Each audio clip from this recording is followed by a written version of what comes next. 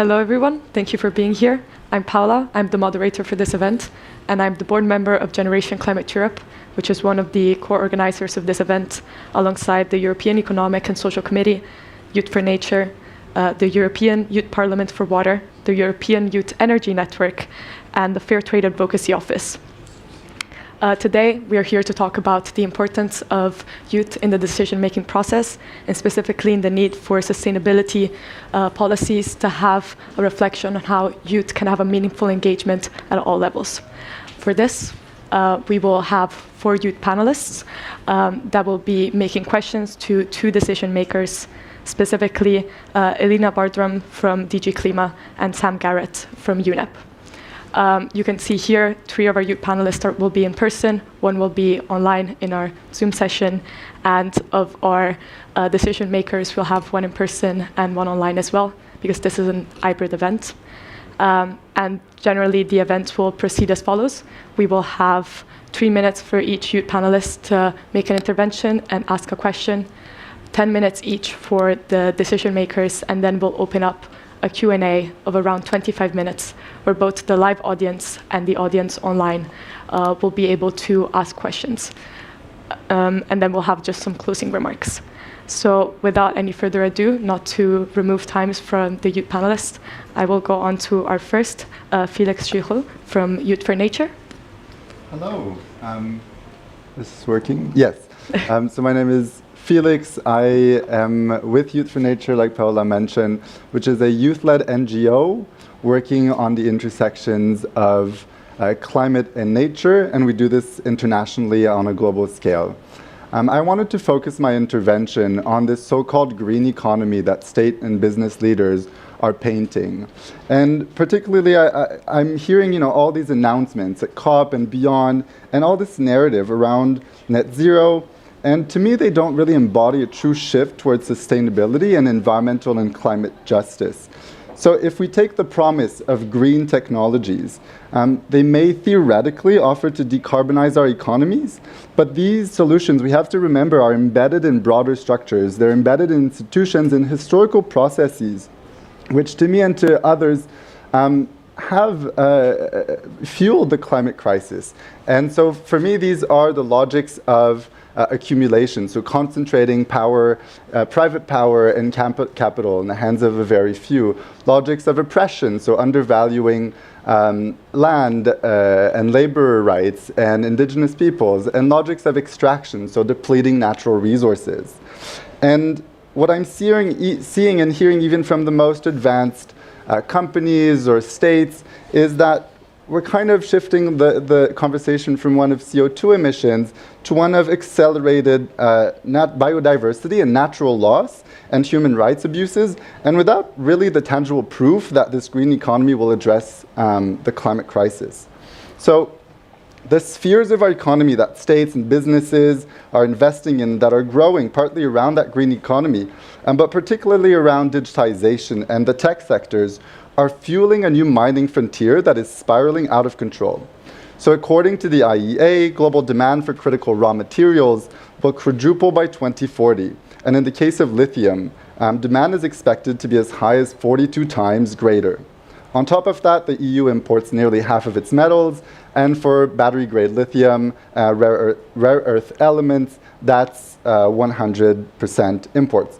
So while here in the EU, that green economy and the tech solutions or green tech solutions might have 0 or low emissions, their supply chains are highly energy intensive and polluting, and those processes are mostly in the global south, reproducing environmental injustices.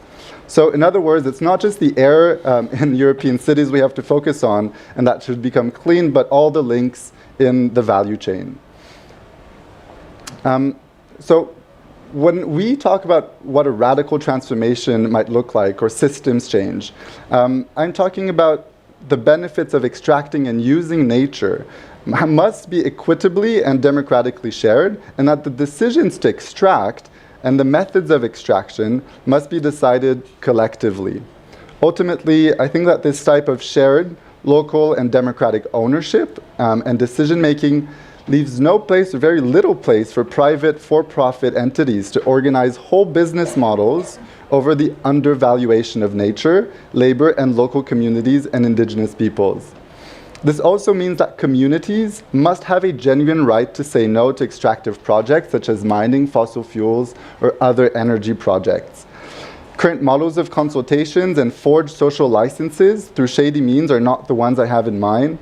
I'm speaking about resource democracy, where resource management is decided with truly democratic structures rather than considered as financial commodities to be exploited for profit.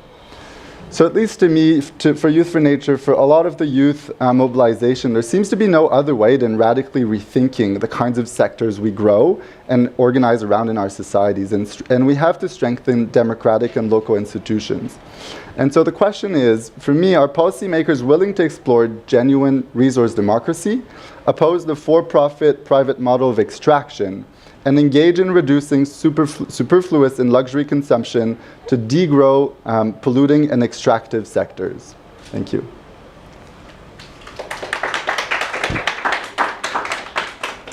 Thank you so much, Felix. That was a really important intervention and question. Now we will go on to our second youth panelist with Carlotta Ferri from the European Youth Energy Network joining us online.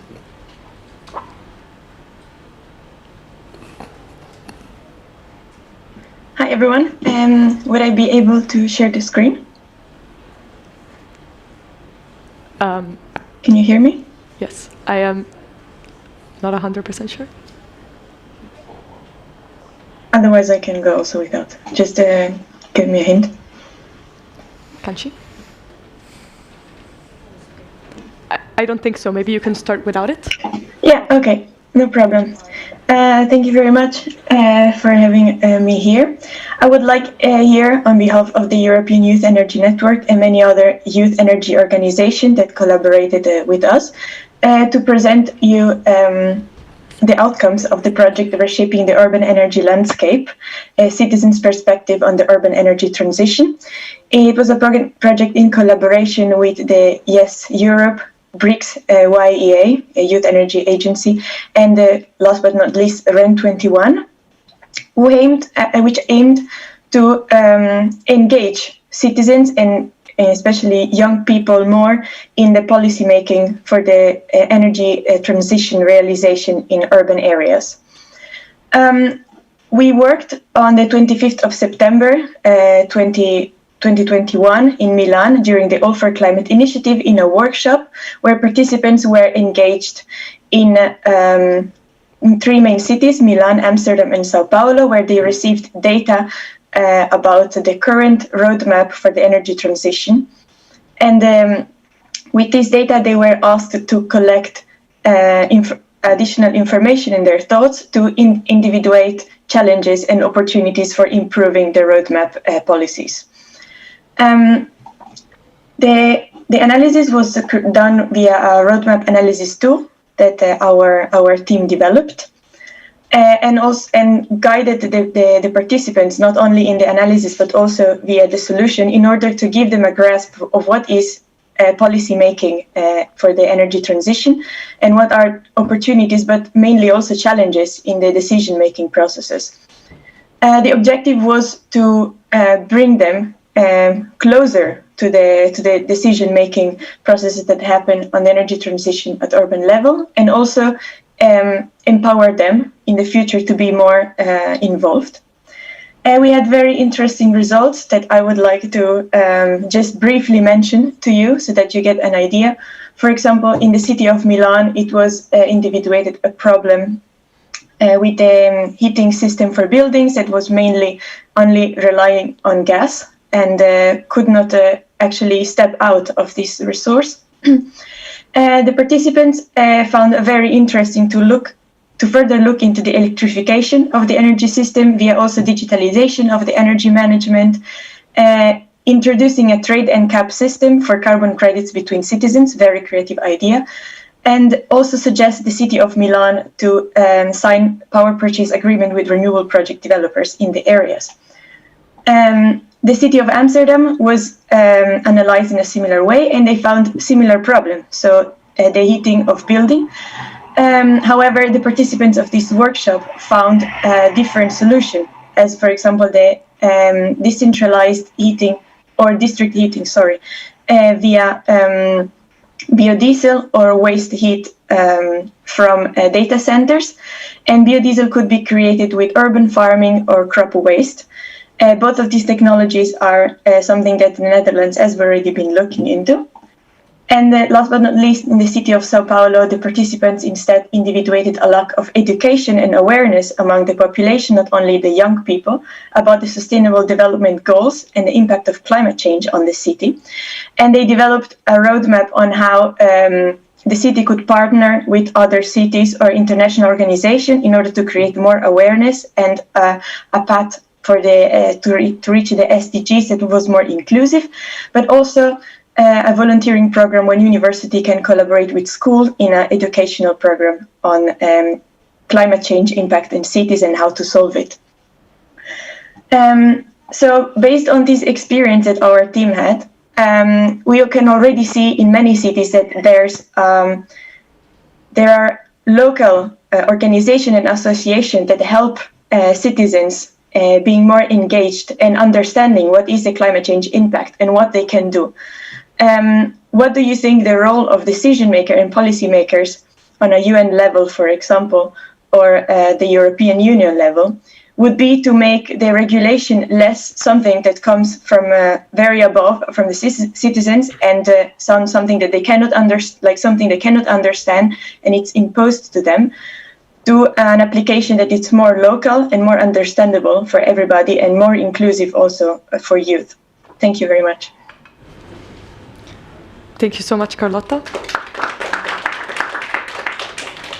And thank you for presenting the results of your project and for your questions, of course. The next youth panelist is Alexander, the member of World Youth Parliament for Water, who will be asking his question. Hello. Is it? Okay, I'm audible. Hello, everyone. I am Alexander Hakopian. I am a member of the European Youth Parliament for Water, as well as here on behalf of with the Armenian delegation. My intervention is going to be about one of the key components to life, which is water. So a lot of us consider water as mainly a resource, and water bodies, oceans, lakes, rivers are a resource for producing electricity, drinking water, maybe water for industrial use or agricultural use. But let us take a look at water as an ecosystem, a living organism. Everybody's talking about 1.5 degrees, the increase of the global temperature by 1.5 degrees. But not a lot of people are talking about the impacts of that. And the water ecosystem has seen great impact. Because of this raise in the global temperatures, the lower levels of water bodies, specifically I'm talking about the Lake Sevan of the Republic of Armenia, the temperature of the lower levels has risen so much that it has induced a lot of the nutrients concentrations on the bottom to go up and into the water. This is causing, in Lake Sevan, a eutrophication process with algae blooming, basically turning a healthy lake on its pathway to becoming a swamp. Now, unless we unless we shift our perspective and our paradigm and start looking at other lakes, it's not only in Armenia, it's global. Other lakes and other water bodies like the oceans, regarding microplastic pollution in the oceans, as well as, unless we look at them as a living organism, which they are, we cannot solve the problems that we have caused throughout the past 100, 200 years. And there has been many initiatives and trends into involving young people like myself through various projects, hackathons, into solving some of these problems. And one of the examples of that would be the EU for Sevan project hackathon, which was organized by the Akopyan Center for the Environment, as well as the UNDP, with the help of the Ministry of the Environment of the Republic of Armenia. The hackathon was a project which involved various different groups of students, took them to Sevan and provided some data, some satellite imagery data, in order to see what solutions some of those teams would come up with. And the main goal was to be able to get the concentration of those nutrients which are causing algae blooms from actual imaging. So there would be no need to manually go and test the water like it has been doing right now, like everybody's doing it now. And within only 12 hours, close to 75 people, which was about 15 teams, have come up with so many ideas. I'm not saying everyone was pitch perfect because it was 12 hours. However, there's been initiatives involving deep learning, machine learning, as well as biochemistry within just 12 hours, which goes to show that nothing is impossible. And it also goes to show that involving the youth is bringing a new perspective, bringing new solutions, maybe in ways that the government officials, the UN, and other working infrastructures have not thought of. And so I'm very thankful to be able to have been able to be part of this initiative, and that is actually what led me to come to COP. And I really truly believe that involving almost every power we can is the only solution we have, and shifting our opinions and our perspectives about nature as a living organism is one of the most important things that we need to do. And so, therefore, my question would be, how would the policymakers meaningfully involve youth in connecting digitalization and water quality management, besides raising awareness and consultation options? I would like to see what your perspective is on this. Thank you.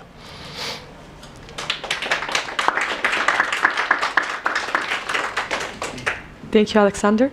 We will now go on to Rachel Banda, a young fair trade ambassador, for her next intervention. Okay, thank you. Thank you. My name is Rachel Banda from Malawi, southern part of Africa, from a cooperative called Sugarcane Outgrowers Cooperative. So I'm a young farmer, I grow sugar. So this organization is certified by Fair Trade International. I'm here as a youth ambassador just to share my experience in regard to climate crisis. So from where I come from, it's a village setup where we depend solemnly on agricultural activities, which means if we don't farm, it means we will not eat, we will not have access to basic food, to basic needs, I mean.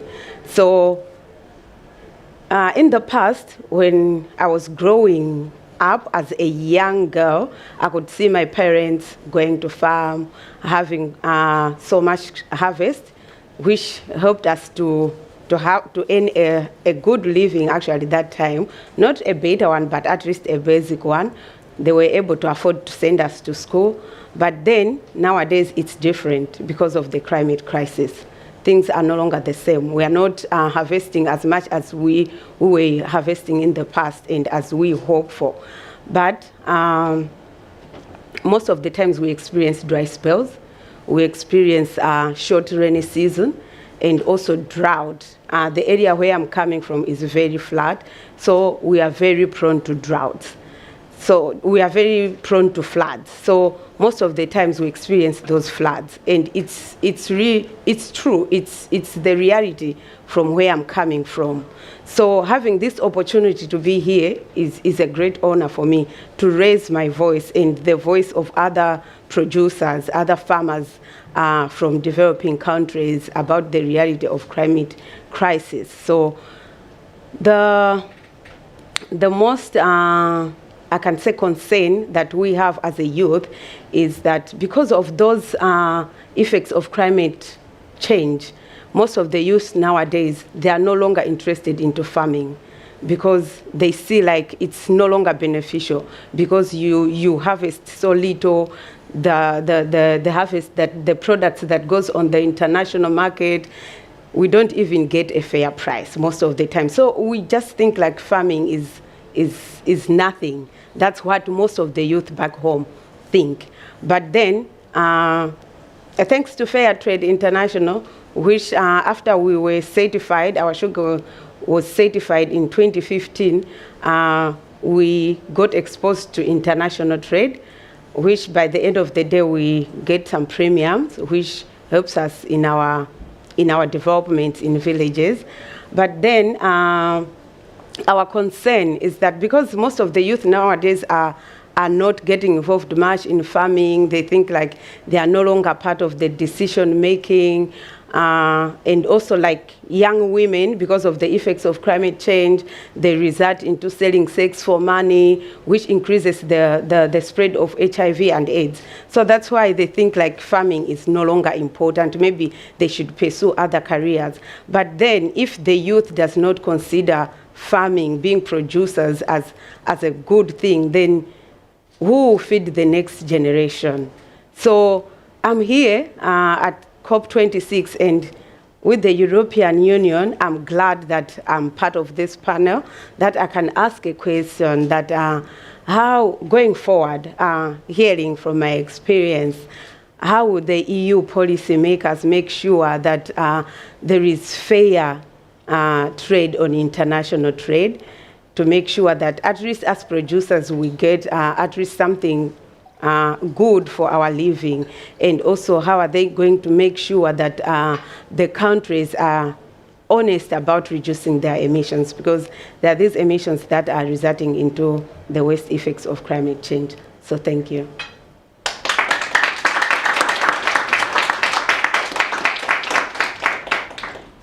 Thank you so much, Rachel, for sharing your experience and for your question.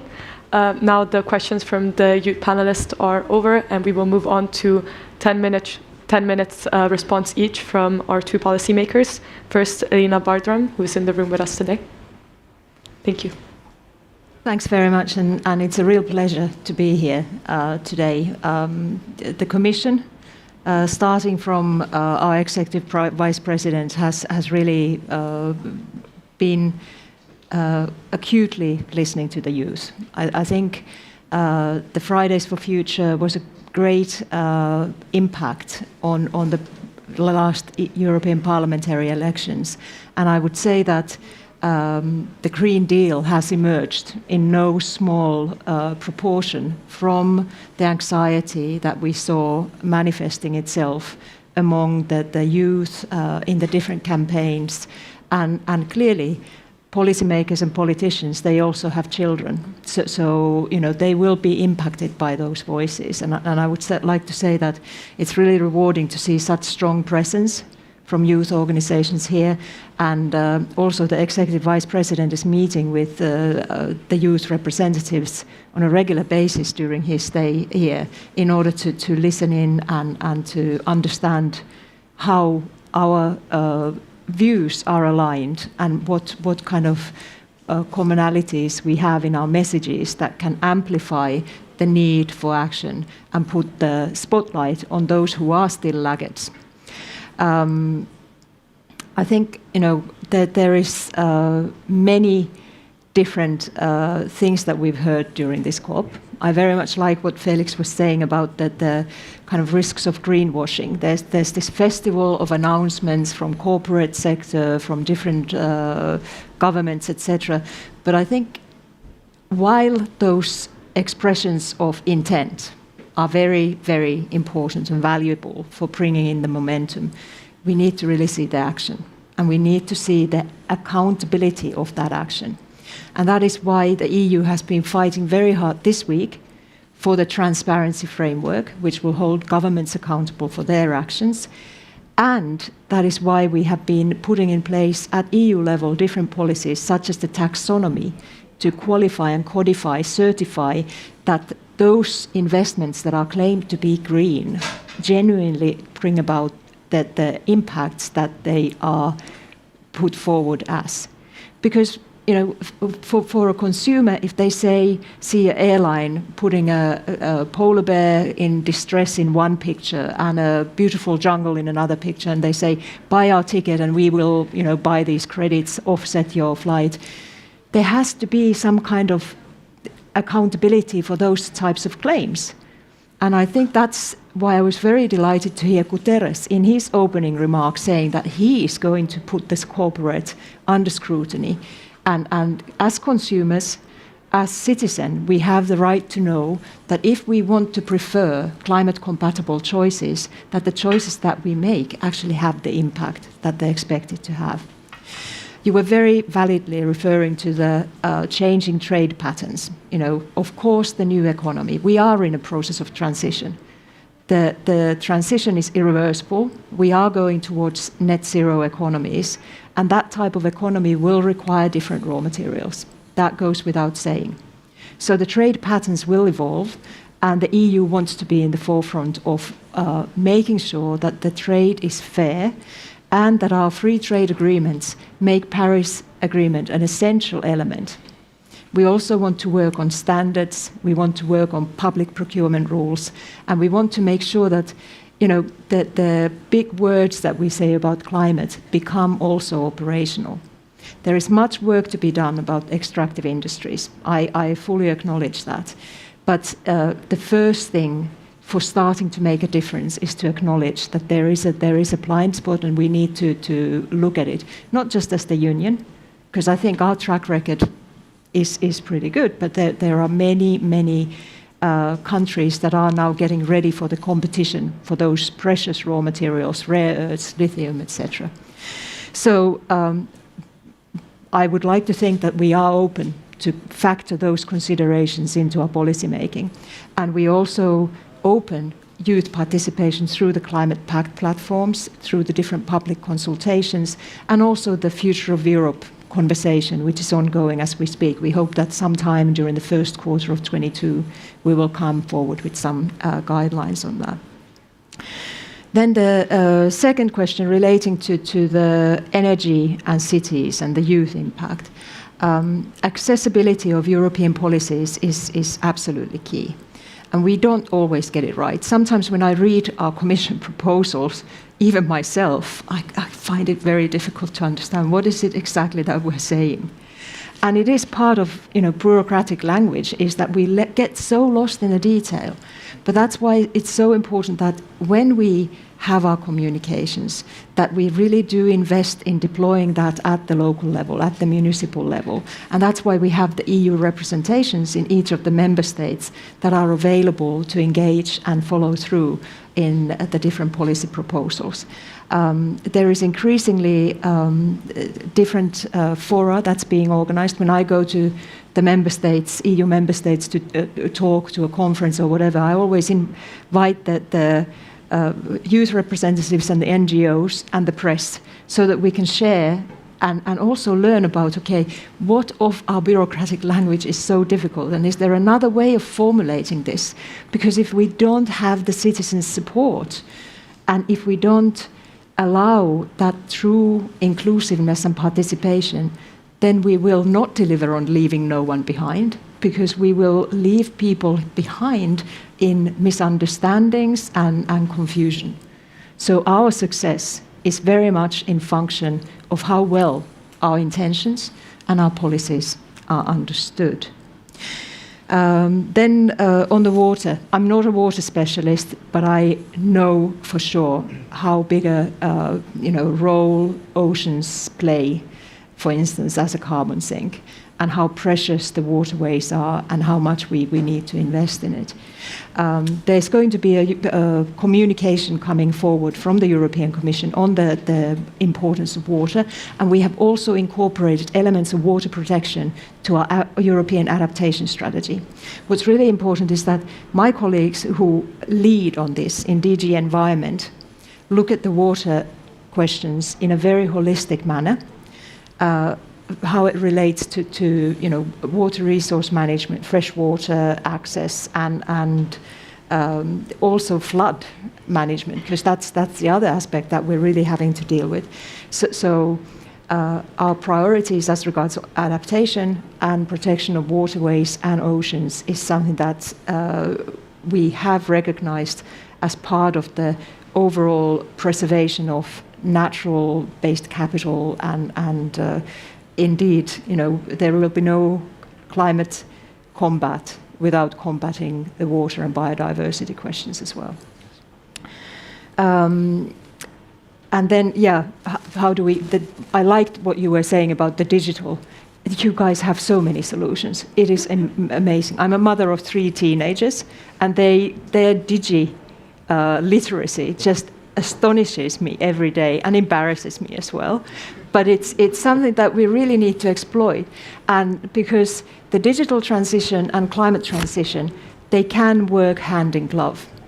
Yesterday I participated in a side event where we were talking about, monitoring systems, verification systems, etc., which are really important because once we know what's happening, we can better control what's happening.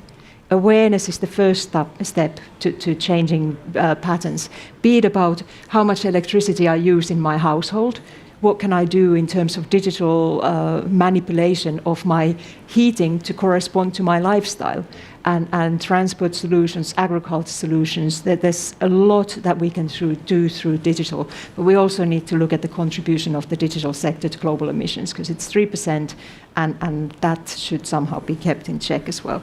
But please feed in those great ideas, and I think that the boring policymakers, they will wake up because they realize that they don't have all the ingredients for success. Then, on the farming question, I really feel for you. It's shocking how fast that the smallhold farming setup is changing and evolving. What I can say is that the EU is genuinely committed to harnessing not just our trade policy instruments to serve fairer, more equal distribution, but also our development cooperation instruments, because we know that capacity building, looking at more weather-resistant crops that are resistant to floods and unpredictable patterns, is one way forward. And we also need to be empowering people to look for those solutions, because it would be pretty arrogant of me, based in Brussels, to say I know how you should be doing this. But sometimes the indigenous ways of doing things, the creativity that we see on the ground, is something that we need to nurture through the development assistance methods that we have. So it's on one hand development assistance to capacitate the local people, and on the other hand it is making sure that our kind of trading practices also favor the sustainably produced fair trade type of produce. I've tried to cover a lot of ground. I'm sure I went a little bit over 10 minutes, but it's been fantastic to talk to you. Thank you. Thank you.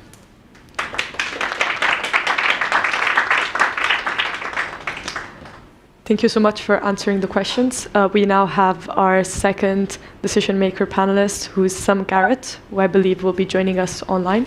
He can appear on the screen. Yes. Thank you so much. Thank you, and nice to be there. I'm talking to you from Nairobi in Kenya, and excited to be here. And thanks for the great questions. I've made notes as you were talking.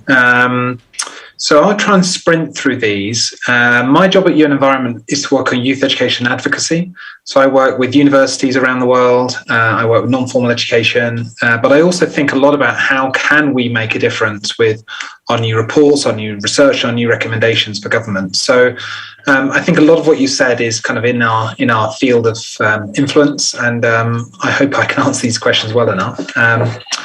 So Felix, I think your whole thing about what do we do around this transition and ensuring that the extractive industry works with people and supports them. And I think for me, my answer would build on what Alina said, which is, I think we only treasure what we measure. And I think the big issue is around GDP. And the Secretary General's talked a lot about shifting away from this kind of false metric that really does not value nature or natural capital at all.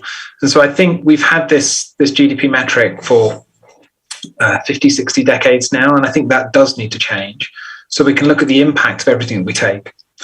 The other thing I'd say is also the polluter does need to pay. And we've seen that with marine litter, whether it's in the oceans, and we need to get more initiatives. And I know the EU is doing a good job on this, whether it's deposit return schemes, or have some kind of taxation on virgin plastic so we don't pump so much waste into the world. Another idea I'd have is just about systems need to change, and they need to change fast.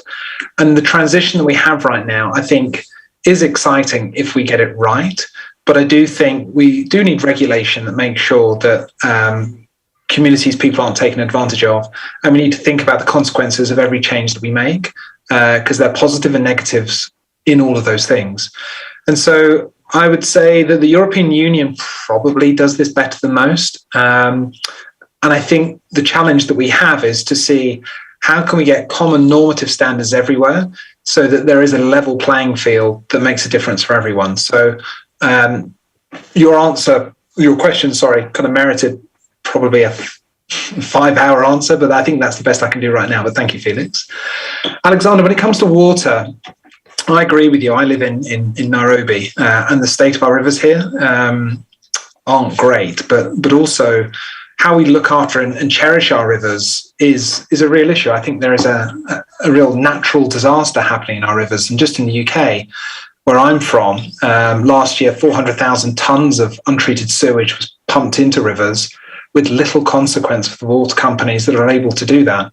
So I think the issues are a range of issues. So we've seen in Cape Town, just down the road from Rachel, in South Africa, where they had day zero, where they thought they were going to run out of water. So how we manage water matters. But I also think how we work with citizen science and young people, and there's a couple of different initiatives we've got at UNEP to really map the water quality and start to challenge when we notice things are not what they should be.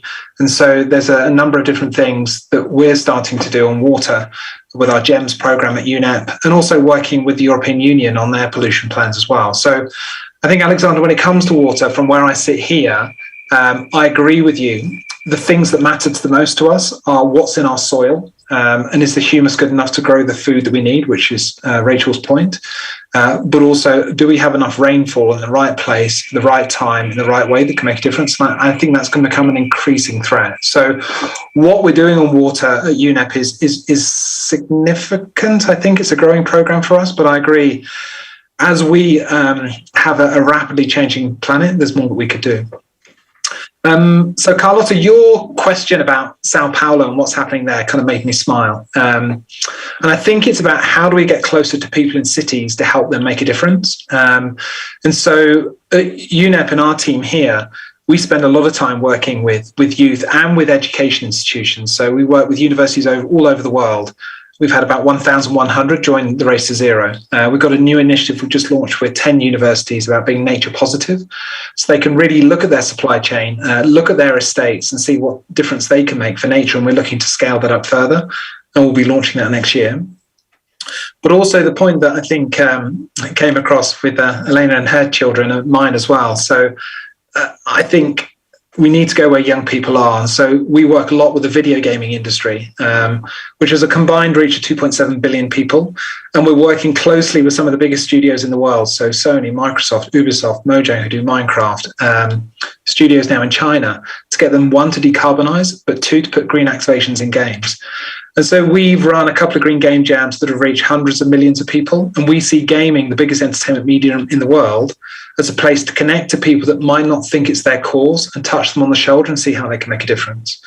And my last point on this is, I think when it comes to working with people with where they are, it's just helping people feel that we can all make a difference. And what we do need is systemic change that needs to be led by governments and by companies to really reorganize what they do and how they do it. But through the choices that we make, through the decisions that we take each day and how we use our voice can shift the dial in a fairly big way. And 75% of your carbon footprint comes from how you heat your home, how you travel and what you eat. And so those small things can make a difference.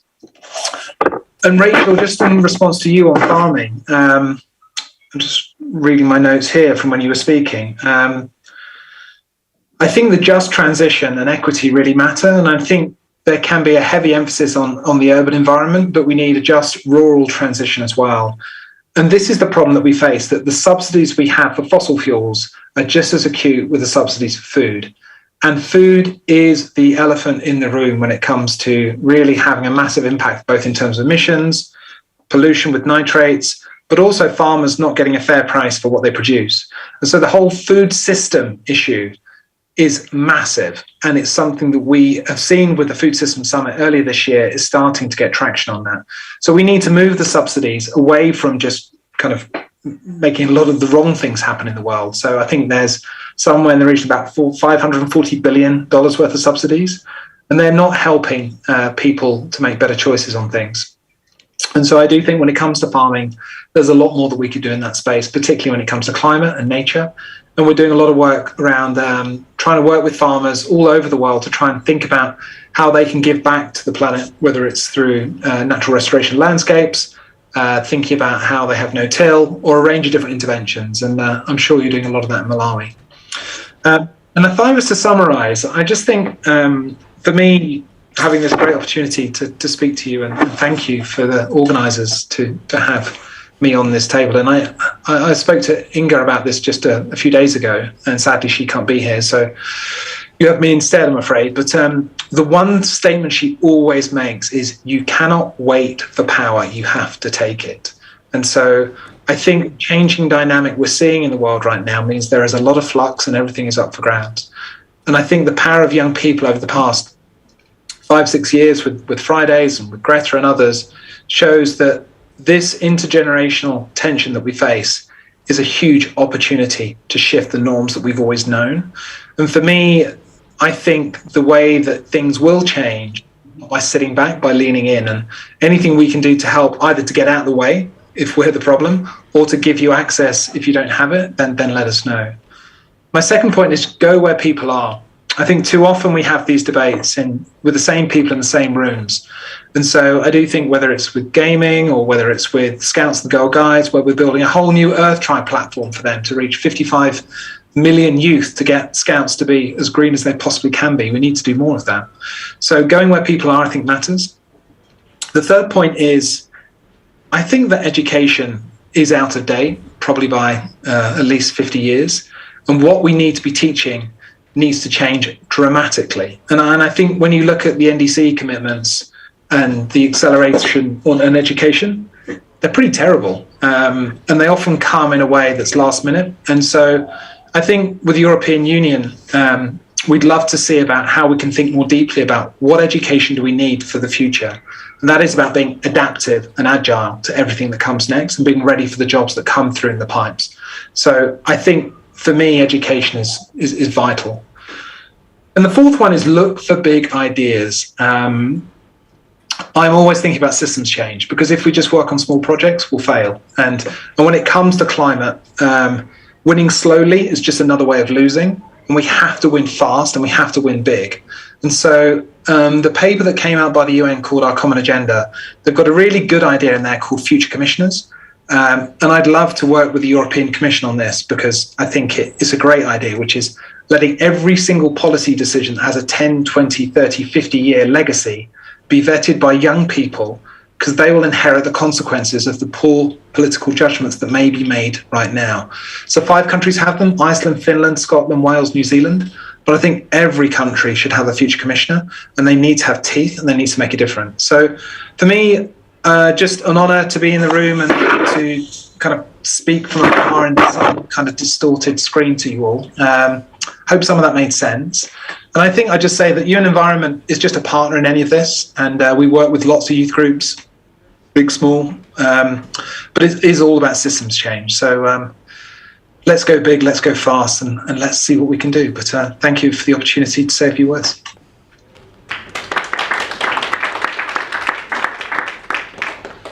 Thank you, Sam, for the intervention and answering the questions. We are a little bit tight on time, so I will go straight into the Q&A. For the people online specifically, you should now be able to see Slido, a QR code, to be able to send your questions live, and I will be able to ask them for you. I see there's some already here. And then for the people in person, if you do have a questions, please feel free to raise your hand, and the microphone will pass by. Yes. So the first question that I see is, there is so much energy coming from the youth when they're committed. How to make as many of them get engaged and take action? So a question about how to make sure youth feels engaged and also has doors that they can open when they're trying to do so. I think we can have maybe Alina respond. And then some of the youth panelists, if they have something to add to that, I think will be wonderful. Thanks very much for that. And I think the youth has done a great job themselves in making sure that they get heard, in becoming more and more visible in the policy making. And I think they need to continue to insist on that. There are very few politicians today that will close the door when the youth comes knocking. And I think there should be no shyness, no self-doubt, and no discretion in the way the youth demands to be heard. At the same time, I think using existing platforms such as the European Climate Pact, which is all about stakeholder engagement and youth being a key stakeholder, is a good way to channel in a structured manner the different conversations. I also think that getting organized in your schools, getting organized in your scout groups, or initiating conversations around climate change, around the solutions that we know in many cases are much closer to the more creative young minds than they are to the policymakers sitting in the Bellamont buildings is really important. Also, something that one should note is that now with all the recovery spending, we are effectively borrowing that money from the future. So that recovery debt will be very much something that the next generation needs to deal with. And therefore, as stakeholders, you have the right to insist that the intergenerational responsibility that today's policymakers and politicians have to make sure that these investments don't result in carbon lock-in or further investment in soon-to-be redundant fossil fuel technologies is something that has to be brought to their attention. The European Commission has set a 35% target for climate spending in the member states' recovery and resilience plans. And in addition, there is the do no harm principle. So every euro that's spent from the EU budget has to be aligned with the Paris climate objectives. And these are, when you look at, where these policymakers have made commitments, hold them accountable, and hold them accountable in a visible way. Thanks. Thank you. Is there someone of the EU panelists would also like to respond to that question, maybe talking on more? Yes, Felix, would you like to one? Yeah, maybe my mic is on. Yes. Maybe just two comments on this question. The first is, I think we have to youth is engaged and energized, but we have to sustain that energy through also financial opportunities and jobs, or just some security. If we want to keep the movement going, we're exhausted. I'm here on a volunteer basis financing myself, trying to find means, and it's difficult for a lot of youth to be here. And then we hear some reports, there's 500 or so fossil fuel lobbyists with access to badges and easy finance. We need to have security and financial means to keep this energy going. I think a lot of us are exhausted after the pandemic, and that also means, for the EU Commission, for other states to invest in the kinds of jobs that we actually want to have, and that we're already mobilizing around. So maybe take all this volunteer work and invest in it in some structures so we can continue doing this kind of work. And I think that will keep us within 1.5, because I don't want to go work for Shell or BP. I think a lot of people don't. And if we shift these jobs also and we get the jobs we want, we'll be within 1.5. So I think the money has to be funneled there. And the second thing, just on the concluding remarks from UNEP, we have to go where people are. I think we are where people are. If you go in the streets, if you go, it's so diverse. There's so much diversity, so much difference, and we're all working together. I was at a business panel dialogue with youth activists and CEOs, and everybody looked the same. They are not where the people are. I think we are where the people are. And so, again, the power and means have to come to us and redirect that. These subsidies, this revolving doors, these things have to change. And so that's how I think we can stay engaged. I can stay engaged if I'm comfortable continuing this work and pushing and mobilizing on the ground. but happy to hear some of my colleagues as well. I think Rachel would like to go ahead. Okay. I just want. Oops. I think you're- Hello. Okay. I just wanted to comment on that in two ways, which I would just add on. Of course, it's already mentioned. Helen talked about it, about education in schools. I think we need more climate education in schools because that's where the youth are found mostly. So for them to know what's really happening and what they can do about it, we really need that kind of education in schools. And also to add on, the youth need funding. For example, from the background where I'm coming from, they need funds to adapt to the effects of climate change. So in that way, they'll be committed. Yeah. Can I also add something? Yes, That's go ahead, possible. very briefly. Well, very brief. This is actually not that hard. Give us problems. Give us the problems and provide, just like a competition, because as youth we're very competitive and we like to see different ideas, but like in a friendly competition way. And just as the hackathon in Sevan resulted in 12 different projects being actual solutions in long term, give us more problems. Just give us all the unsolved all the unsolved problems, and we'll try to figure out some solutions for it. Make challenges. That's what I think. Thank you so much for all of you for responding. We have 10 minutes left. I think it's important that we move to another question. Is there someone here that would like to ask a question? Yes, please go ahead.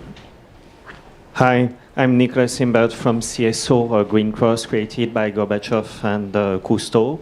And I didn't want to make a question, but a suggestion. We are in a situation of climate emergency, and we heard from many people, from Greta Thunberg to Barack Obama, that Bertrand Piccard, that we need to find out innovative governance solution.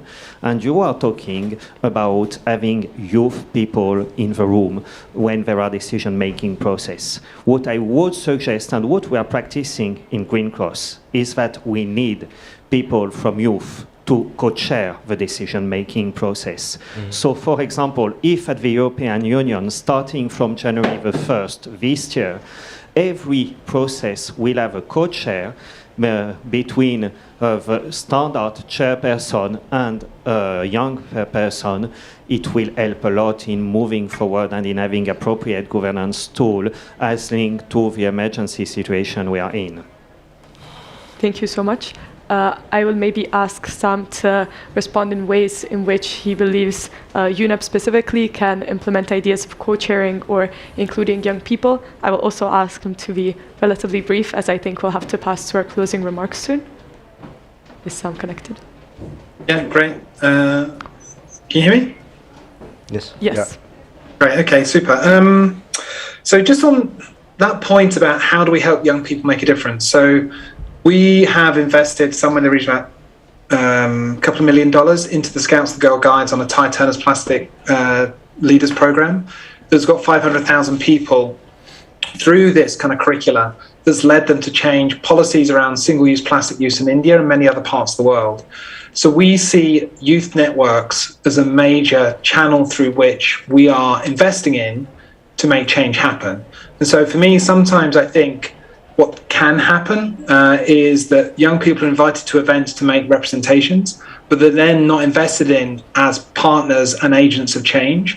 And we're trying to change that. So we've just commissioned a new piece of research to think about how can young people be part of the programmatic model of UN Environment, and we invest in young people to make change happen on the ground. Because I do agree with you that the way that things can happen is either there's inauthentic representation or mimicry of diplomatic niceties, as opposed to authentic, transparent, powerful leadership. And I think we do need to invest in that more. And that's something we're looking to do.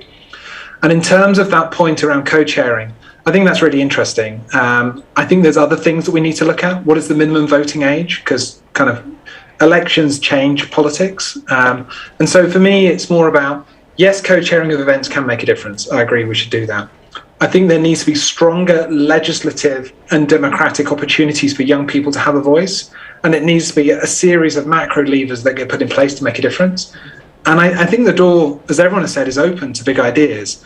I think it's more to kind of fine tune and prioritize out all the things we could do, which one would have the most power and have the most impact, and run hard at those and think about how you can win those. I mean, the UN is putting a lot more into youth than ever before. The Secretary General is prioritising this. So, like Alina said at the European Commission, the door is wide open. So let's work out what matters to you the most and how we can work with you to secure that outcome, because I don't think many people are saying no. Thank you so much. I think we will unfortunately have to close the Q&A here and pass to the closing remarks. But I think even in that short time, we understood a lot of important things around funding, the importance of education, lowering the voting age, among other ideas. And now for the closing remarks, I will pass it to Peter Schmidt, the president of the NAT section of the European Economic and Social Committee, as well as Sofia Katarina Wiengard, the youth delegate at COP26. Thank you. Yeah, thank you very much. Having a look at the time, I will be very brief. Thanks a lot for your participation. Thanks a lot for your insights in this debate. I just have two remarks in the end. What is the take of this meeting? The first one is I'm not always quite happy if we say that Europe does it quite well. Sorry to say that, Elena, but the recent Oxfam report showed us where and who the polluters are. Is the rich part of the society, the rich part in this world population, and I think we must address it much more in our debate, also in Europe. And you said in Madrid, Elena, remember well, we have to reboot our economy, and I think this is what we have to really do in order to come to a real shift and a change in our society, in order to leave no one behind. First point. Second point is we walk the talk.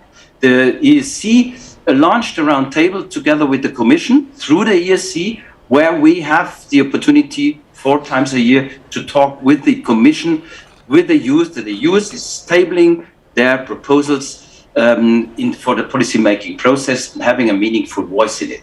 And for that, we invited one youth delegate to be part of our delegation in the COP, and right now hand over to our delegate, and Sofia will make the closing remarks, the last remark for today. Sofia, the floor is yours. Thank you, Peter, and thanks everyone on this wonderful panel, which has really demonstrated that there's still a lot to do. We've heard that the current structures and supply chains often reinforce the existing inequalities. They don't always take into account the conditions on the ground and the effects on already most affected communities. They pollute our environment and our waters, and the international trade system often robs farmers and young people in general of their perspectives for a livable future. So if we really want to address this crisis, we need to acknowledge that the system as it currently is, it's broken. And we really need to shift to a new vision of prosperity and really systemic change that goes beyond what some people call green growth, but a new vision of prosperity that actually doesn't come at the expense of vulnerable communities, doesn't come at the expense of our nature and biodiversity and our climate. So it should really be a new kind of economy, a well-being economy that is there for the people and for the planet, that measures and protects physical and psychological well-being and quality of life, and preserves ecosystems instead of just exploiting them, and that conserves biodiversity, or maybe doesn't just conserve, maybe lets it flourish even, and delivers a just transition for people everywhere. We've also heard we really need civil society to be involved more. People on the ground at local level can identify problems that we have, and they can also find the solutions that are most effective, and they are so innovative, and especially young people. We've heard all the innovative ideas that young people have had, and they really need to be at the forefront of this transition. In many cases, civil society and young people are already so far ahead of policymakers, and they really need to be placed at the heart of this transition. Thank you.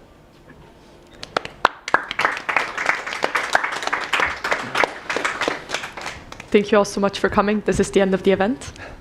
Thank you. And thank you. Great.